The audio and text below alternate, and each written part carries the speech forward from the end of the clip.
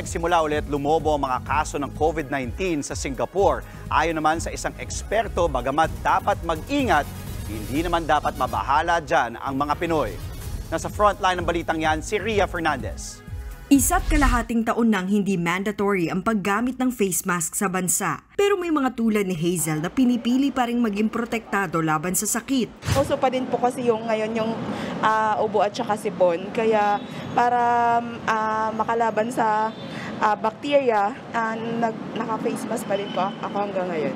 October 22 nang gawing voluntary ang pagsusuot ng face mask sa Pilipinas. At mayroon ng mga nasanay na ulit na walang harang sa paghinga at pinipili na lang kung kailan magsusuot ng mask. Alam naman natin yung panahon ngayon napakainit. So, ang hirap talaga siyang huminga.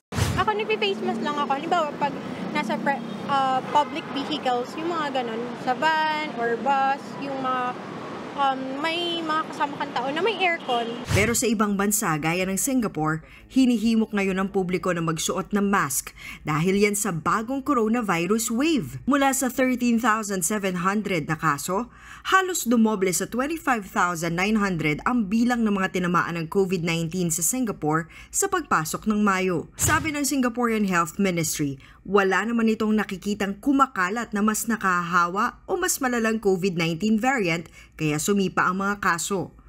Malamang daw ay humina na nga ang immunity ng mga tao kontra COVID-19. Tinatayang maaabot ang peak ng COVID-19 wave sa kalapit na bansa sa susunod na 2 linggo. Kaya kung si dating COVID-19 Task Force Advisor Dr. Tony Leachon ang tatanungin, mas mainam pa rin daw sa atin dito sa Pinas kung nakasuot ng face mask sa matataong lugar. Kasama riyan ang mga ospital, palengke at pampublikong sasakyan. Mahalaga rin daw na kusang mag-isolate at magpa-test sa COVID kung may nararamdaman ng sintomas. It's disturbing but we should not be alarmed because it's manageable. Wala tayong sinasabing lockdown, wala po. Normal lives pa lang, tayo pa rin. Kailangan lang natin mag-ingat. Naniniwala rin si Leachon na dapat kumilos na ang Department of Health para makabili ng gamot laban sa COVID. Sa kabila niyan, tiniyak naman niyang walang dapat ikaalarma ang nangyayari sa Singapore. Nagbabalita mula sa Frontline, Ria Fernandez, News 5. Mga kapatid, ako po si Ruth Cabal.